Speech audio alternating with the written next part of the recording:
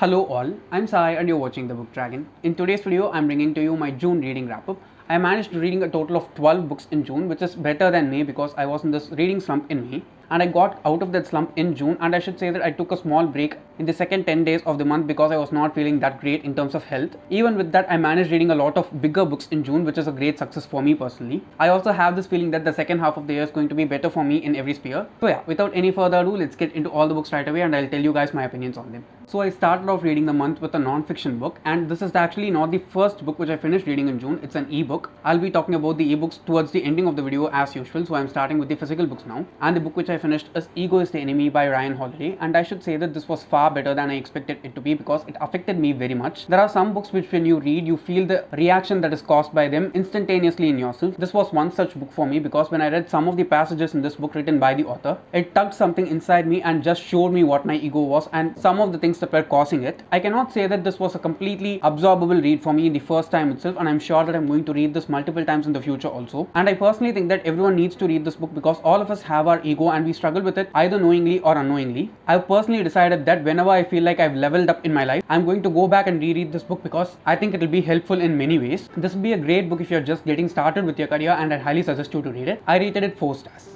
The next book which I finished is The School for Good and Evil by Soman Chainani. I went into this book with pretty low expectations, but I should say that I have a lot of mixed opinions about this book because it started out very boring for me and it was so much over the top, especially the School of Good inside this book. It was not that good in any way if you ask me, except for the way in which the book ended. I liked one of the two main characters in this one, who's the person that goes to the School of Good, but the other person who goes to the School of Evil is not that great of a character if you ask me. So basically in this book we follow two friends, Agatha and Sophie, who grow up in this village, and every 4 years what happens is a person just comes out of nowhere and picks up two children, one for the School of Good and one for the School of Evil. The world building inside this book was good for the School of Evil, but for the School of Good I just felt like it was so much over the top, and I don't understand why so many people like this because it does not feel like even young adult to me. It feels like a book that is written for really small children who are like 4 or 5 years old. It felt more like watching a Barbie movie, especially the School of Good, compared to anything else, and that was irritating for me the whole time. I'm definitely not sure whether I'll be continuing on with the series or not because it was very irritating for me, but I will watch the Netflix adaptation because I have a lot of thoughts on how they have changed the adaptation from the book. So yeah, this was quite disappointing for me and also irritating, and I rated it 3 stars.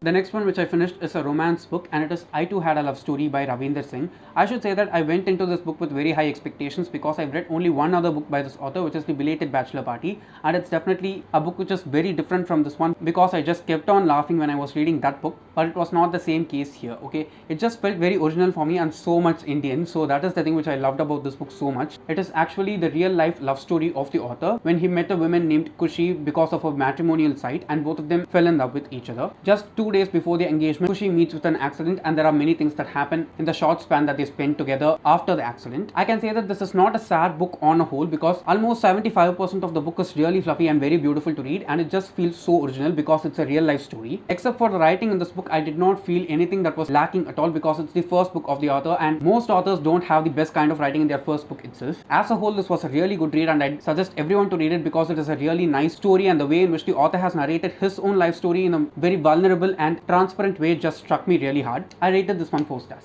The next book which I finished is Cujo by Stephen King. This is definitely a milestone for me because I've been wanting to read many Stephen King books for a while now, and the last Stephen King book which I read was the first book from him for me, and it was It, and I read it 3 years back, so this was like coming back to the writing style of the author and experiencing everything as a whole. I also have a dedicated review for this one already out in the channel. I'll try to link it down in the description so that you can check it out if you're interested. I did not just read this one but also another Stephen King book in June itself, so that's a great accomplishment for me personally. I'll talk about the other book further on in the video. Now in this book we follow a dog named Cujo who goes on rabid because of a bad bite, and all the things that he does because of getting rabies and how it affects so many people who are living in this town where Cujo is also there. It is just a one-line story and it can be finished really quickly, but the way in which the author narrates it is just awesome, and each and every character that he has written feels so much real. This book was published 40 years back, and I can even now feel the reality of the story so truly because it just affects your core personality really much, because everything that he talks about is not something that cannot happen for a person, and the way in which he shows us the trauma that is experienced by the characters when they are facing mortal dangers and perils is just awesome. Again, not a happy book but a really well written book. I'll not say that this is horror, but it is kind of a thriller. I enjoyed it the whole time and rated it 4.25 stars. It's also my most favorite book from the month of June.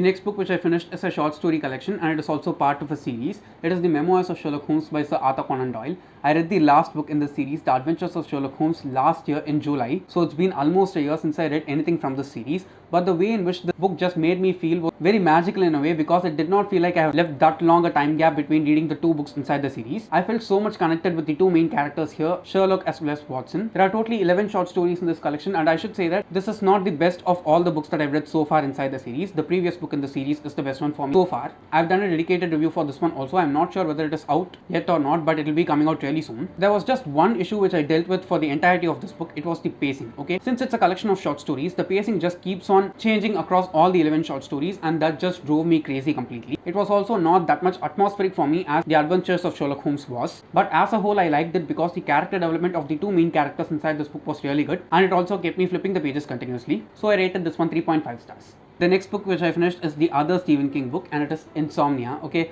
I started reading this book way back in the mid of April, and I was not able to finish it in that month. So I just kept on reading it in small chunks across the 2.5 months. Read the book, and I finally finished reading it just 2 to 3 days before the end of June. Here we follow our main character Ralph Roberts, who's over 70 years old, and he has just lost his wife a few months back. Since he's living completely alone right now, and he does not have any children also, he develops this condition of having insomnia, and he just wakes up in the middle of the night and is not able to sleep at all. At the same time, what happens is he also starts seeing a lot of stuff which other people cannot see. Basically, they are just auras of all the people and also all the things in the world which other people cannot see, but he can. He is not sure whether this is true or he is just hallucinating because of the lack of sleep. And as the story progresses on, he also comes in contact with a few other characters who have the same ability. What are all the things that culminate after these characters meet is the actual plot of the book. I've also heard that Insomnia is one of the few books by Stephen King that has a direct connection to the Dark Tower series, and after finishing the book, I just went forward and read something about the book from Wikipedia, and it is really true. This book is very directly connected to the Dark Tower series, which I'll be reading sometime in the future. I don't know when, but sometime in the future it's going to happen. And I personally think that he could shorten his books a lot more, because this is not a story that needs to be narrated for 900 pages. It could be condensed a lot more.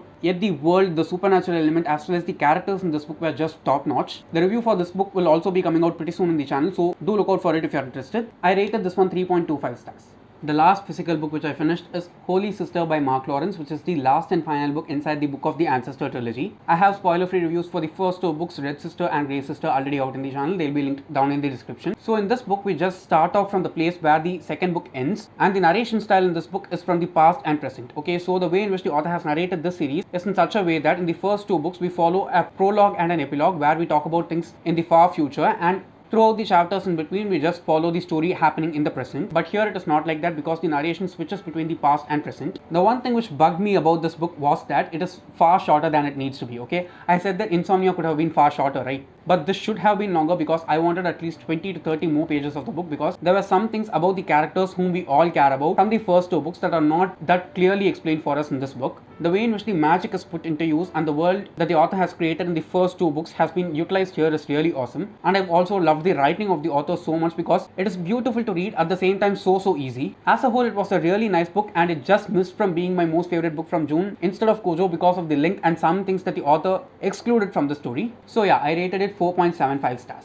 Moving on to the audiobooks, I listened to a total of 2 audiobooks in June, and of these the first one is All Systems Red by Martha Wills, which is the first book inside the Murderbot series. That is a collection of 4 to 5 different novellas in which we follow these creatures called murderbots, which are a combination of both human beings and robots put together, and it is also very satire in its tone. It's a sci-fi series and is very beginner friendly. I've actually read the first book inside the series last year, but I did not continue on with the series then, and I reread it in June because it was the pick for a book club that I'm a part of, and I did not remember most of the story from last year, so I just went forward and re-listened to the book, and I should say that I liked it a lot more compared to the first time. The world building that the author does in this short novella is just awesome. The audiobook is just around 4 hours long, and the way in which the narrator narrates it, as well as the way in which the author has built the world, is just awesome. I'm not saying that this has become a new favorite or anything, but the way in which the author has handled all the things within the short amount of space that she had is just awesome. I think I'll be continuing on with the series as audiobooks itself, because they are not that long in length. Last time I rated it 3 stars, and this time I've increased it to 4 stars because I liked it even more. So if you're a beginner who's trying to read some kind of sci-fi books, I'd highly suggest you to try this, because it is very easy to read and also very short in length. So yeah, that's my next read.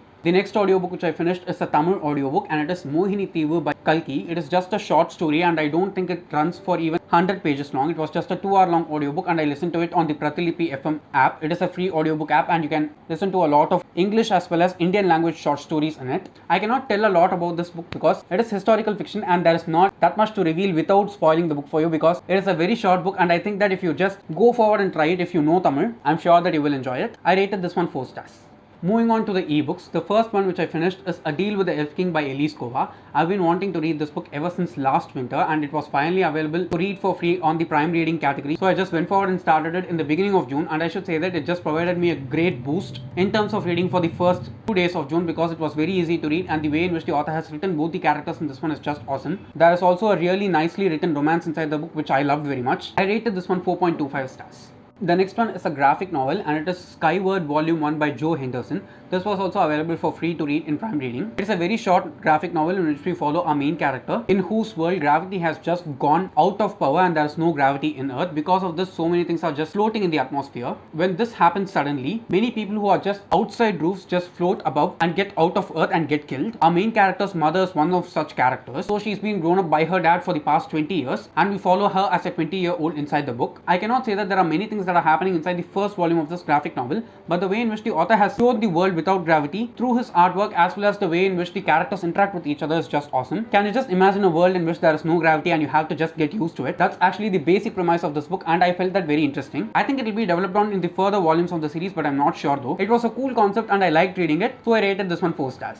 The last book which I finished is Volume 3 of One Piece by Eiichiro Oda. I read the first 2 volumes in May, and I should say that I liked the first 2 volumes a lot more compared to this third volume, because it did not feel that much compelling for me, and I'm also not that much comfortable reading from the app on my phone. I'm reading it for free from the Manga Plus app, and it is really convenient to read, but at the same time, I'm not that much used to reading from my phone, so it is making me not that much attracted to read it. I'm sure that I'll be continuing on with the series and see how it goes, because it is very famous, and I know that it is one of the best manga series out there. I rated the third volume 4 stars. So yes guys, those are all the books which I read in June, and don't forget to leave your June wrap up in the comments below, because I'd like to know what are the books that you read and if you've read anything from my recommendations. And if you did enjoy watching today's video, don't forget to give it a thumbs up and also share it to your friends. If you want to get more content from me, do subscribe to the channel. Thanks for watching and have a great rest of your day.